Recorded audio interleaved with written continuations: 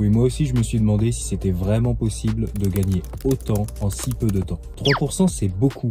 Et quand on voit que la plupart du temps ça prend au moins 8 semaines pour préparer un 10 km sans avoir forcément un RP au bout, car en réalité il y a bien au moins 10 semaines en amont qui sont effectuées pour monter la forme de manière générale. 3 semaines, j'ai envie de dire qu'on nous prend pour des... Pourtant, en me renseignant, j'ai bien été obligé de bousculer mes croyances, car ce que j'ai trouvé est surprenant. Je vais découper cette vidéo en 3 parties. D'abord, on ira voir qu'est-ce qui fait ta performance au 10 km. Ensuite, on ira regarder un peu plus près cette étude qui promet des miracles. Et enfin, on prendra un petit peu de recul par rapport à notre situation de sportif amateur.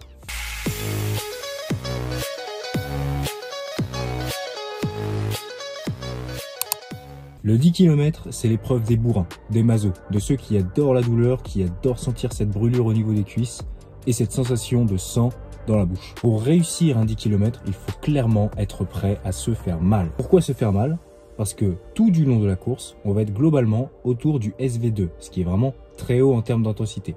Et petit à petit, on va dériver dans le rouge, au maximum du rouge, à notre FC max. Donc, comme la spécificité de cette épreuve, c'est d'être dans la zone orange-rouge, il va falloir, ou bien, option 1, repousser sa zone rouge pour éviter de mettre le pied dedans trop tôt, ou bien augmenter sa capacité à durer plus longtemps dans celle-ci. Maintenant, j'aimerais que tu imagines une maison. Cette maison, elle a un toit et 2 étages. Elle est un peu particulière parce que chacun de ces étages et escaliers ont une couleur différente. Si on veut augmenter la hauteur de la maison, il va falloir faire des travaux au niveau du toit. Si on veut cette fois élargir la maison, il va falloir faire des travaux au niveau des étages. Cette maison, elle représente ton potentiel. Et plus elle grossit, plus ton potentiel grossit. Donc on sait qu'en travaillant au-delà du rouge, les fameux fractionnés AVMA et au-delà, on va augmenter la hauteur de la maison.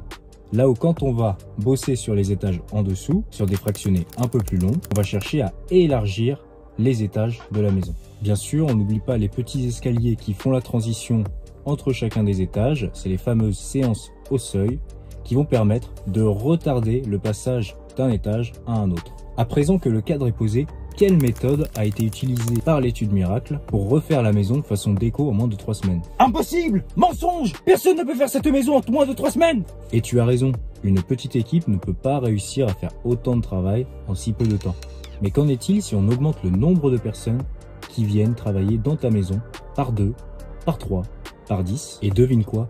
Il y a une astuce justement pour multiplier ce nombre d'ouvriers qui viennent faire des heures sup, de sorte à accélérer ton potentiel. Et cette méthode, ça s'appelle la périodisation de la prise de glucides. Quand tu te mets la dose pendant une session intense, tes réserves en glycogène diminuent. Ton muscle remarque cela et possède des capteurs qui envoient des signaux de sorte à débuter les adaptations classiques à la suite d'un entraînement difficile, augmentation du nombre d'enzymes, de mitochondries, de transporteurs, etc. Hack dans l'histoire, c'est qu'on s'est rendu compte qu'en prolongeant la période durant laquelle ton stock de glycogène est bas, va renforcer les signaux émis par ton muscle, qui potentiellement devrait booster les adaptations. Et c'est en partant de cette idée que niveau de glycogène bas égale plus d'ouvriers qui sont prêts à refaire ta maison, que des hommes en blouse blanche se sont dit « Oh, j'ai une idée banger!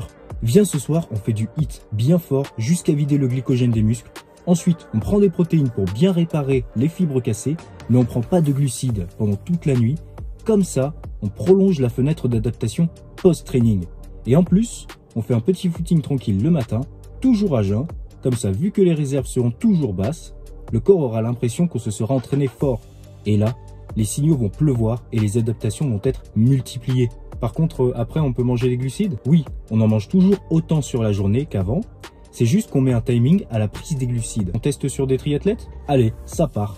Et comme l'indique le titre de cette vidéo, cette méthode Train High, Sleep Low leur a permis de gagner 3% de performance au 10 km sur 3 semaines. C'est 1 minute 13 secondes de gagné et 1,740 de validé pour ceux qui ont suivi la diète par rapport à ceux qui ont fait le même entraînement mais qui n'ont pas suivi la diète. Normal, j'ai envie de dire, 3 semaines c'est quand même très court. Maintenant que tu connais une nouvelle astuce pour booster tes performances, je voudrais quand même nuancer un peu le propos. Oui, 3% c'est incroyable. Oui, en 3 semaines, c'est encore plus incroyable. Mais il reste quand même des zones d'ombre. Dans l'étude, les triathlètes, ils faisaient 3 séances de HIIT par semaine. C'est-à-dire qu'ils réalisaient le protocole 3 fois par semaine.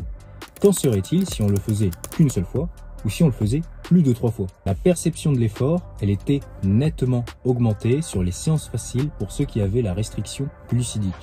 Donc sur le long terme, est-ce une méthode tenable psychologiquement? Le groupe Sleep Low a perdu 1 kg de masse grasse, pas du muscle, du gras. Alors l'amélioration des performances sur 10 km ne serait-elle pas plutôt attribuable à cette perte de poids? L'efficacité de cette méthode ne serait-elle pas plutôt attribuable au fait qu'elle soit efficace pour perdre du gras et que donc, en perdant du gras, forcément cela devient plus facile de performer sur 10 km? C'est incroyable comment répondre à une problématique en soulève 10 autres. Et à trop réfléchir, on finit par rester assis sur sa chaise à ne rien faire. Alors j'espère que tu auras trouvé de la valeur à cette vidéo.